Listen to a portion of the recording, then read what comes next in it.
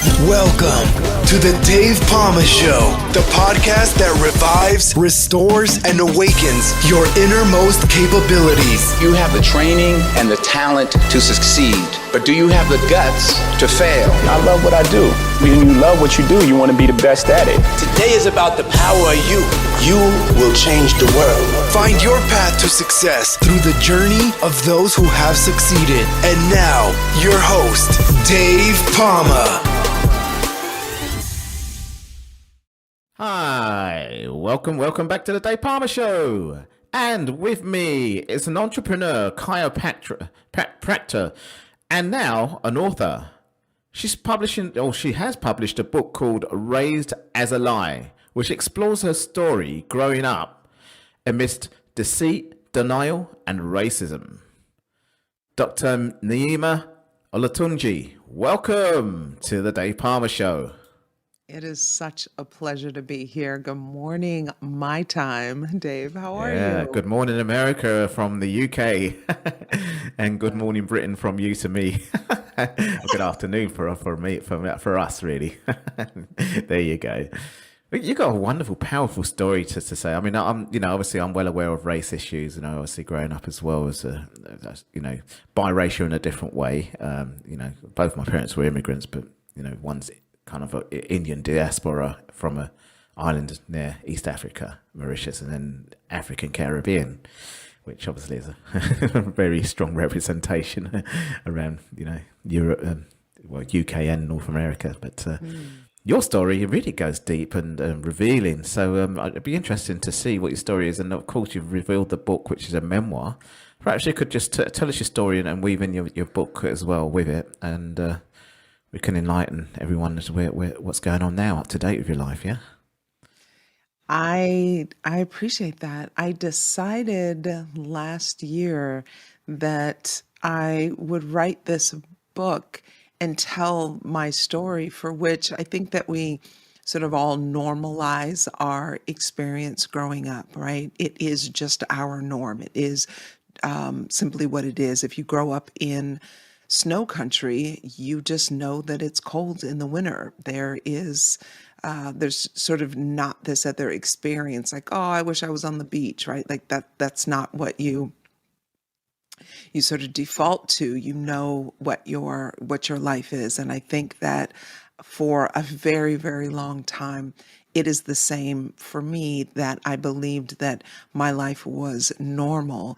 And growing up, not knowing that my true parentage, I think, influences you as from a child, and you make decisions as adult based off of how you've, sort of interpreted those experiences as a child. And it wasn't until I realized that those decisions that I had made so long ago were influencing my adult decisions. And when I decided to sort of dig into why I was making the same repeated decisions and they were landing me in the same repeated relationships, is when I truly discovered that childhood trauma is not something that just stays in your childhood. And its influences, sort of take root in your psyche. And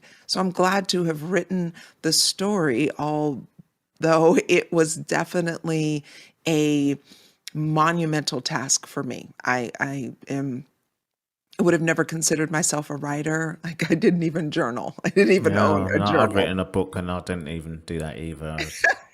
I attempted a blog and then got someone to help me co-write it, Right.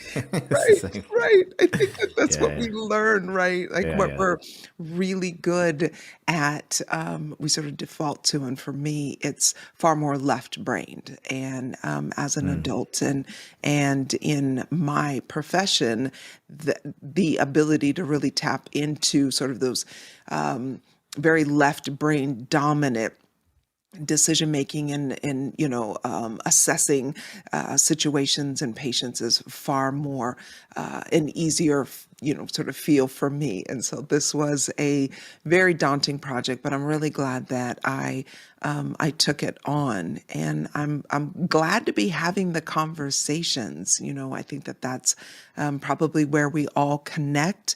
For me, is truly understanding that we all have a story and we all have a history. And I have enjoyed having these conversations with other people, because you really get to know people when you understand what their own family dynamics were growing up. And it's been a joy for me in that regard. Yeah, well, that's really, really great achievement, and to really get your stuff out there from really bringing the truth out, and all those memories. That, so I mean, just tell us from the beginning, from when you was growing up, what was really going on, and up to the point where you've got now, obviously. What was really going on? Take us through the journey. So I was raised in an all-white family, and I went to all-white schools, and we lived in all-white neighborhoods. And I also was told that I was white. And I think from my earliest memories, I can tell you that I always knew that there was something very different about me, but my family wasn't willing to have those conversations. And I struggled with trying to understand my differences. And what ultimately I ended up doing throughout probably my entire childhood is sort of internalizing this very negative self-talk about my differences. And I have an older sister who is 7 years my senior. And I think that she was really struggling herself with her own issues. And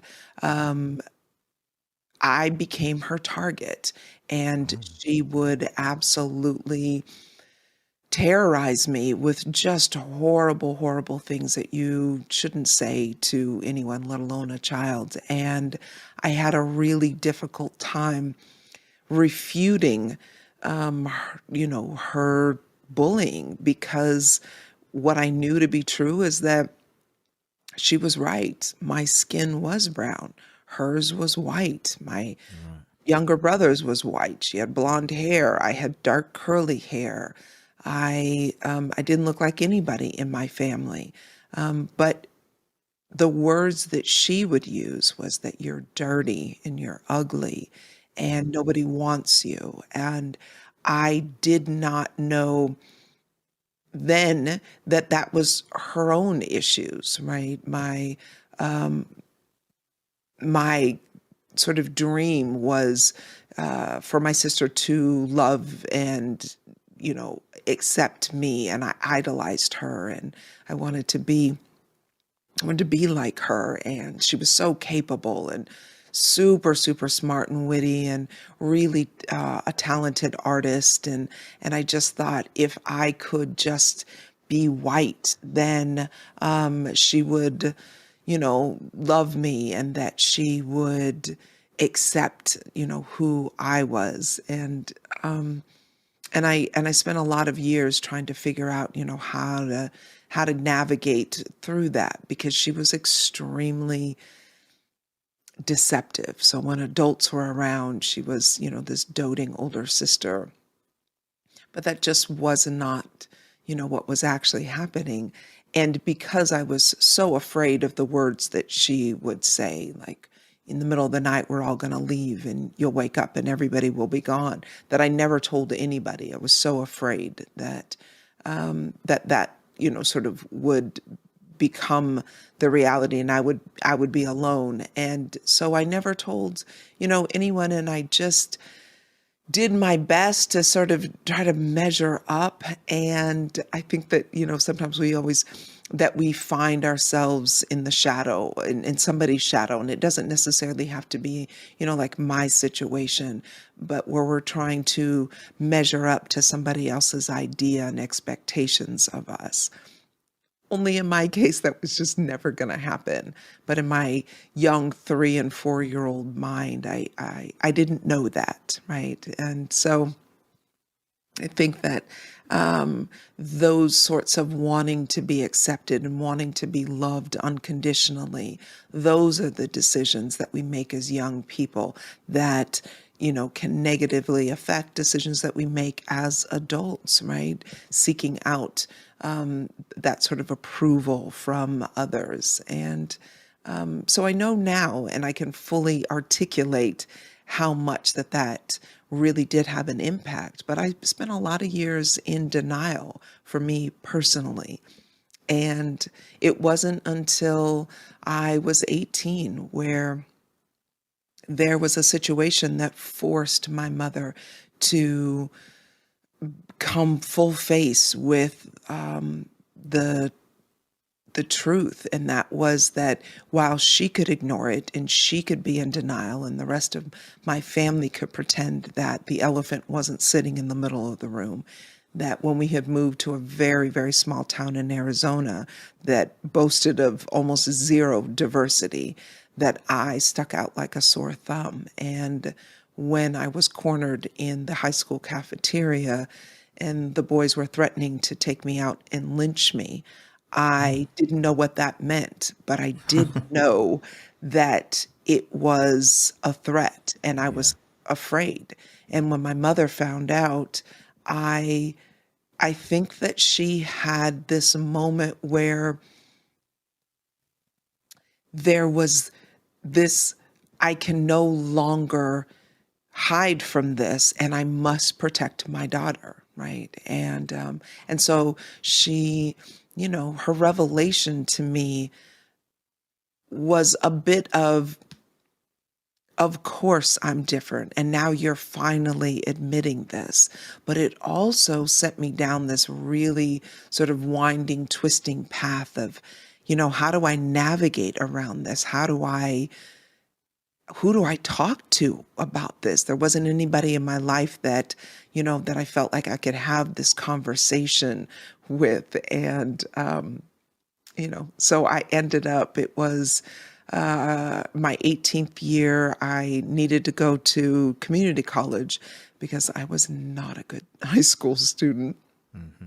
And so I had to get up my grades so I could apply for four-year university. Mm-hmm. And I did exactly that. And I applied to University of Southern California. And when I got accepted, I was so excited. And I had recently discovered the autobiography of Malcolm X. And so here I come. Yeah, it's funny what universities do to you. Really. Yes. You're a little bit more free to do your research. It's not shoved upon you like in, elementary or high school, more high school, really, isn't it?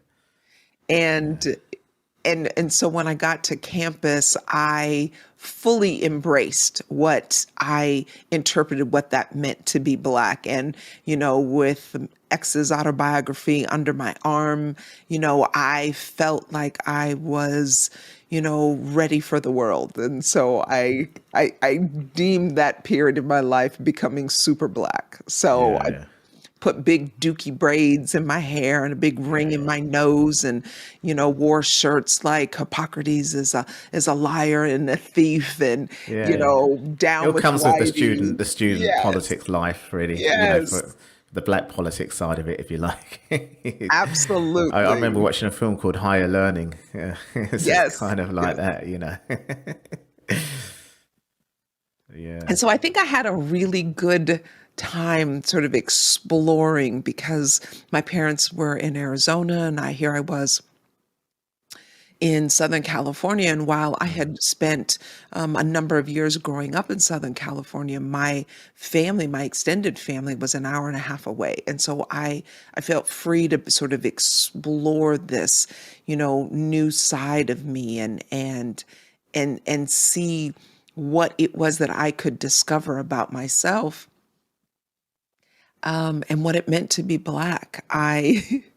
I think though that the sort of abrupt awareness and coming smack into discovering colorism, which had just not been a part of, my understanding growing up, right? I didn't know that that existed in Black communities. And so learning that was pretty difficult for me because I'm obviously a very light-skinned Black woman, Oh, sorry. a, Excuse bless me. you, Yeah. a I was trying to get dark-skinned I was trying to white hit the person. mute button there. Never mind. I apologize to all the listeners. I blame these glasses. They're not reading glasses. Yes, yes, absolutely. Sorry, now go and carry on. Sorry about the interruption. No worries, no Yeah. worries. So, what I discovered quite painfully is that colorism was going to taint my experience because I wanted to be fully embraced as this, the dawn of the new Black version of me. And what I came up against was prejudices within the Black community, and certainly as a student, and wanting to or believing that I was going to be fully embraced by these other Black female students. And what I came up against was almost like this, like me as a threat, right? I'd walk into a room and I'd watch, these young ladies, take a hold of their boyfriend's hand as if I was going to, steal their boyfriends, or Yeah, it's that I kind of had like some. if it was me as a Black guy, they would have held their handbag or something like Yes. that in Yeah. case I'm Yeah. still Yeah. there. It's Yeah. amazing, isn't it? How that all happens, and they tend to be Right. 100 meters away, and it still happens. Yes. You know what I mean, anyway. Kind of Yes, like, absolutely. Absolutely. And so that was sort of an interesting unexpected turn and curve that I felt like, I needed to navigate through. And the whole time just really trying to figure out, you know, how do I walk this fine line? And the truth is that as I was studying and learning about, African history and truly where we came from, I was really, really struggling about learning, U.S. history of the Black experiences, and I was devastated, and so there was parts of me that hated my white heritage, and there was so much sadness and despair around, what the U.S. history was in as it applied to people of color. And I had such a difficult time trying to bring the two worlds together that I simply did not. I kept them very, very separate. My family knew one version of myself, and USC knew a different version of myself. And then I met my husband, and we sort of were building this life, this very Afrocentric based life. And I realized that those two parts of myself had to, they had to collide at some point. And so with his encouragement, I did eventually confront my family and say, listen, I know that you all love me, and you have to accept me for who and what that I am. The world does not see me as a white woman. And I am fully embracing being this Black woman, and I need you to love me for who I am today. And that was an extremely difficult conversation for me to have. And I'm so glad that I did, because I think that it sort of gave everybody permission to have the conversation about the elephant that had been sitting in the middle of the room my entire life.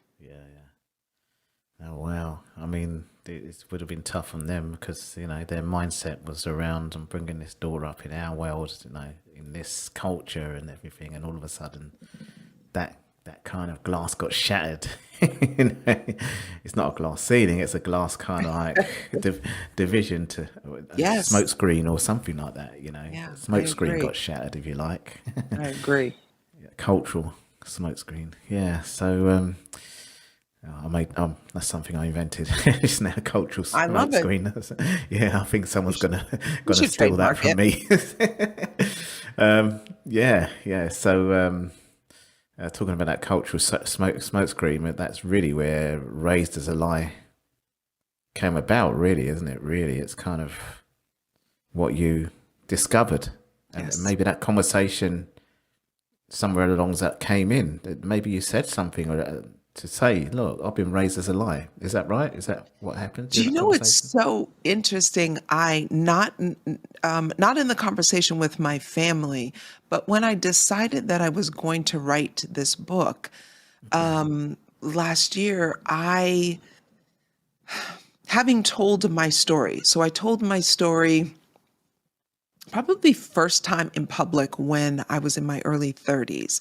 I had become a member of a Black mom's support group when I was pregnant with my third child.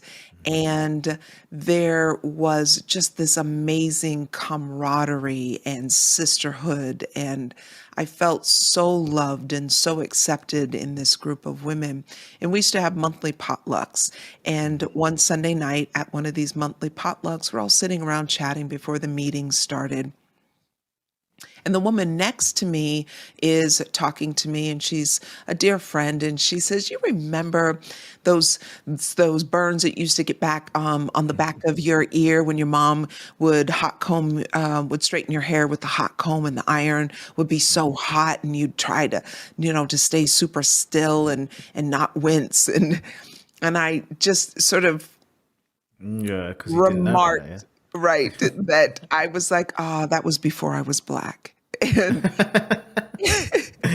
and she just looked at me, and I had been a member of this organization for probably close to a year.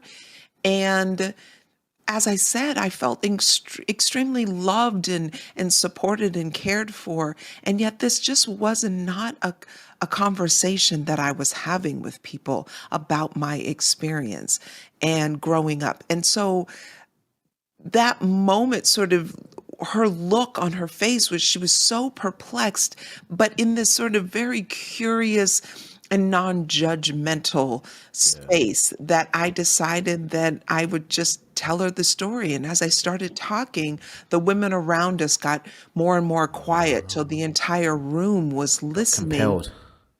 Yes. And the sort of consensus at the end of the story was, "Oh my God, you should write a book." And it was the very first time, again, in my early 30s, that I even considered that this story was, unique and worth telling. And I just dismissed it. Again, I wasn't a writer, and I didn't think that I had the skill set to tell this story in a book format. And so I let it go, and I never thought about it again. When I realized last year that I was yet again in another relationship that was not serving me, and that I was searching for something in a person that I chose that could never give me what it was that I needed, I realized I had to go within and figure out why I was making these choices. And that was when the title of the book came to me.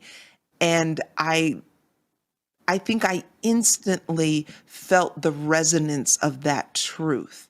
And that's when I decided, I'm going to tell the story, my story, because certainly I'm sure that there are plenty of other versions that maybe my sister or brother, or if my parents were still living, that they would tell. But this is my story. And I felt compelled to be extremely vulnerable and just lay it all on the table. And in telling that story, one of the things that I talk about in the book is needing to feel 100% vulnerable because what I learned is that there's strength in vulnerability, and it wasn't a weakness that I had thought all along that's sort of where you show your underbelly, that somehow that makes you less than. What I learned is that that's where you connect with people. That's where you connect with yourself. In telling the truth is where that you get to know who it is that you are, but more importantly, what you're here to do. And I think for me, my purpose is to tell my truth and be extremely vulnerable so that other people have permission to tap into their own truth and live a much, in my opinion, more higher quality of life, because you're living to your full potential. Absolutely, yeah. No, that's you know, if you're carrying something inside you that leaves you, I don't know. You know, lots of things, like if you give forgiveness and things like that, then there's nothing pent up. You're free, you know, inside to bring out what you need to. And, Yeah. you can reach your full potential. So talking about full potential, I mean, eventually it led you to running your own business. So tell us about that, how you got there before. I mean, that must have happened before you wrote the book, I guess. Yes, yeah. In 2008, my husband and our 3 children and myself were living in Southern California.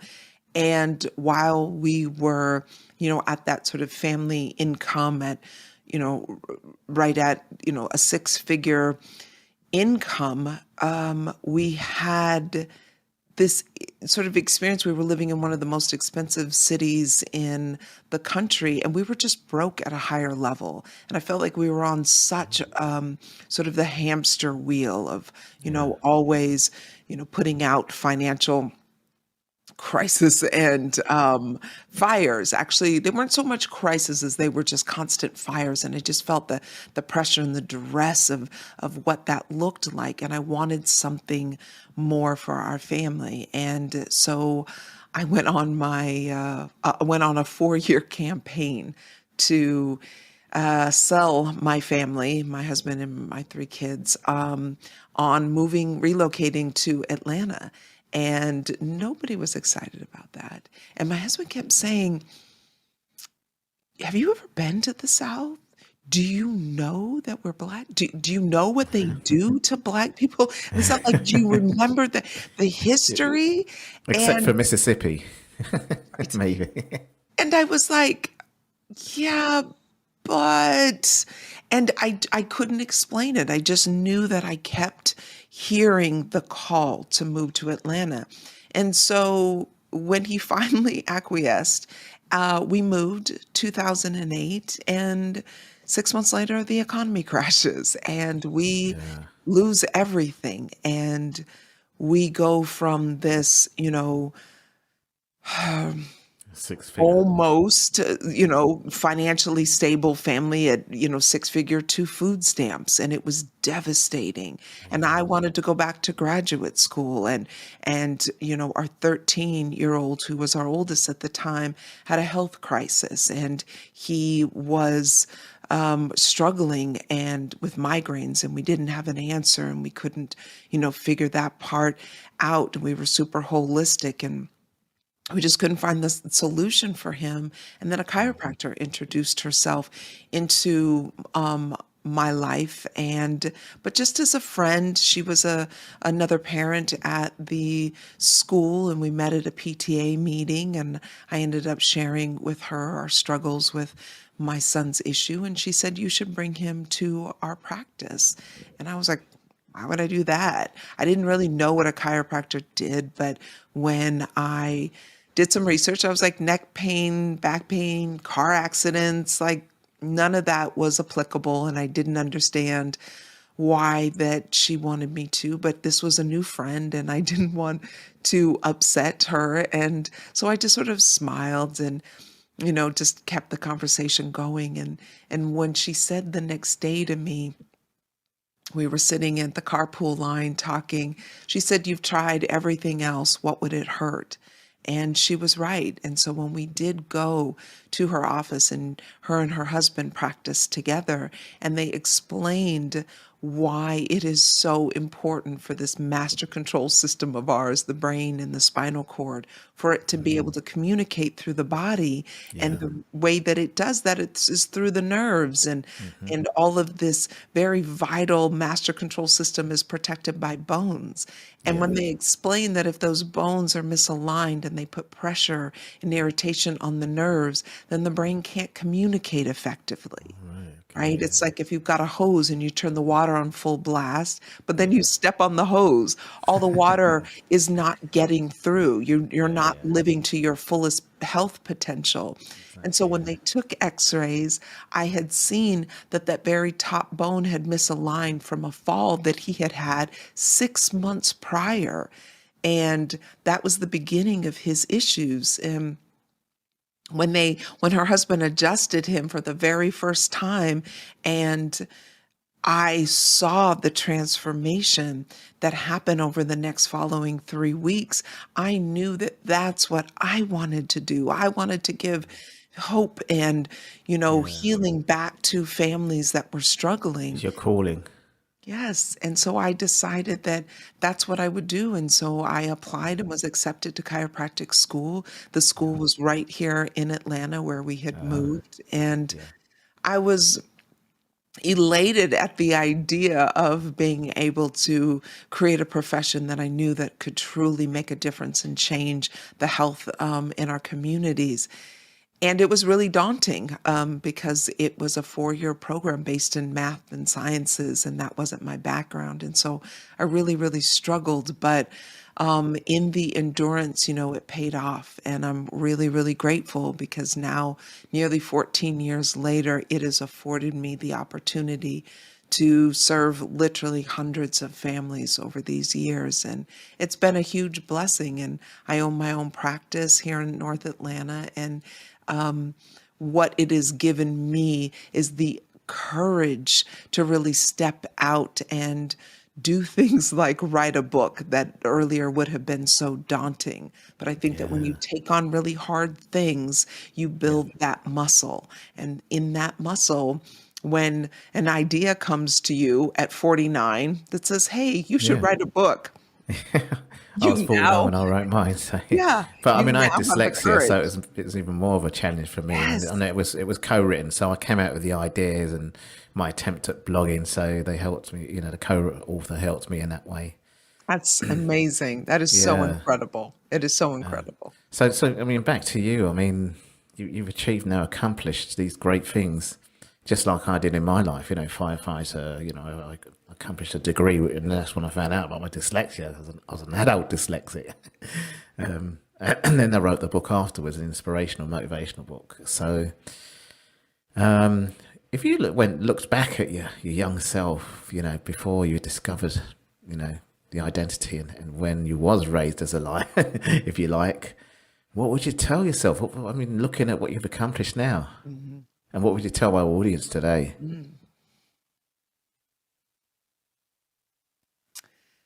That everything happens for a reason, Yeah. and that when you choose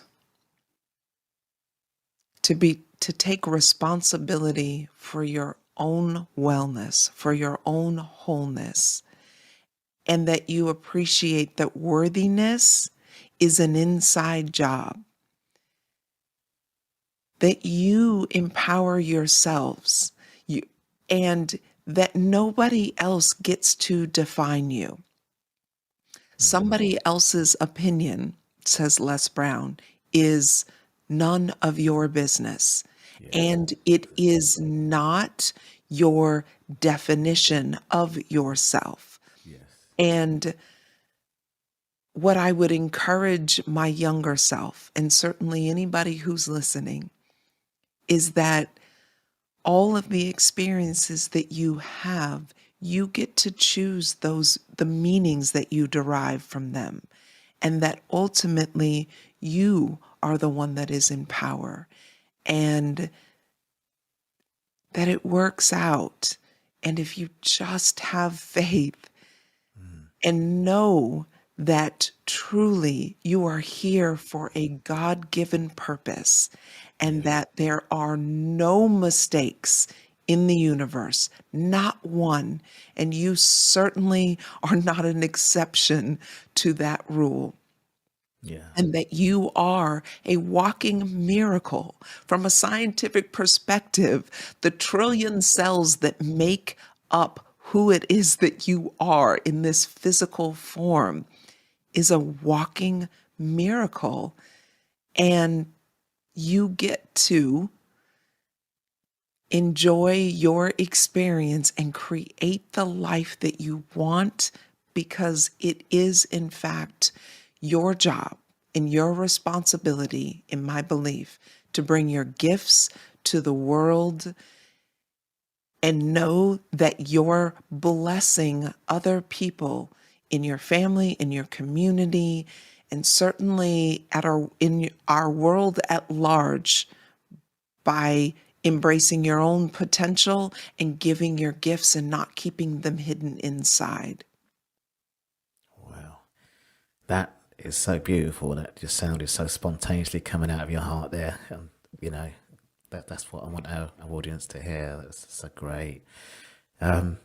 Before you go, just tell the audience where we can find your book. I know it's been released already, and also you still have a book launch coming up, don't you? Yeah, I am so excited about this. So I just received the books from the printing company, and we did this big unboxing celebration, and we did it live on Instagram and Facebook, because it was the very first time that I got to actually hold this book. I call my book my fifth child. My first three, of course, are walking, breathing, wandering around the world and doing all the things that make them uniquely, beautifully designed. And then my practice is my fourth child. And so this book is my fifth baby. And to finally hold it literally a week to the year, or a year to the week, that I started writing. I started writing the first week of February, 2021. And so to hold it 12 months later in my hand and see it, all these ideas and the struggles and the tears, because it was definitely a labor of love, to see that come manifest was so beautiful. And of course, it's the first week of Black History Month, and that was even more meaningful to me. And so we're just, excited that it's here in the world. And then we're getting ready to do actually a book release party, because with anything in my life, I think that we should celebrate all things, right? And so any opportunity. And so we're gonna throw a big party, because I think that why not? And so that's going to be on March 3rd. And I'm really, really excited about that. And I'm signing books and, mailing them out to our early supporters who did pre-orders. And so I'm really excited about that. And, I'm enjoying this process and the experience. And it was so cool when I first saw it on Amazon, like, oh my God, the book is on Amazon. Like, that's so cool. First holding it and seeing it on Amazon, that's two great things. 2014, I did the same thing. I've got the video of me holding my first copy, because I had a kind of test copy. Here's a printed copy of what's going to be, wow, I'm putting this on video on YouTube. And then people kept asking me, when are you going to write your next book? I haven't written a next book really, but, I was going to ask you the same. It's been some years. How do you feel like there's another book inside of you? I feel like there is, but I'm kind of storing things away, because a lot's happened since then. So especially now, there's things that's happening. But I've been getting involved, obviously, with this podcast, and I kept it going even through some tough times that I was going with. I still kept it thriving. It stopped for a little while, and also. I'm stepping into a bit of coaching now, one-to-one. I was doing some audio coaching, like little solo podcast audios, but now I'm trying to step into that. It's a bit like you with your chiropractors, but personal. Well, you could do personal coaching with your book or whatever as well, or with the chiro as well. I'm sure you do. It's a similar thing, isn't it? But so it got me busy, really. I think that's the thing. But everybody seems to think you're going to write another book and then another one. That's what tends to happen when you write your first book, doesn't it, really? Yeah. What do you think? You're going to write another book, or you think this is going to be your baby and that's kind of your fifth baby? I 100% would have told you that I would have never done it again. And now I know for 100% certain I absolutely will do it again. Yeah, I think I'm going to write a memoir type book like yours, probably put a bit more from the heart into it with, up-to-date issues and talk about stuff. But it does involve a lot of energy, but that's the thing. It's an accomplishment and so great. And, grateful for you to find me on a show and I'm grateful to have you on the show to talk about this powerful story you had to share It's such an honor. It's such an honor to have the conversation with you. Yeah. Well, Naeema, thanks a lot for coming on the show and spending the time to share with my audience today. Absolutely, Dave. I appreciate you.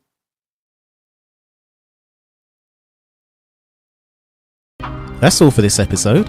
Thanks for listening, and remember, if you want to support what we do, then share, subscribe, and leave a review over on Apple Podcasts. Or head over to my website, davepalmer.com, and click on Rate Show. Well, that's all for now, but I'll see you in the next episode of The Dave Palmer Show. Follow us on Facebook, Twitter, and Instagram.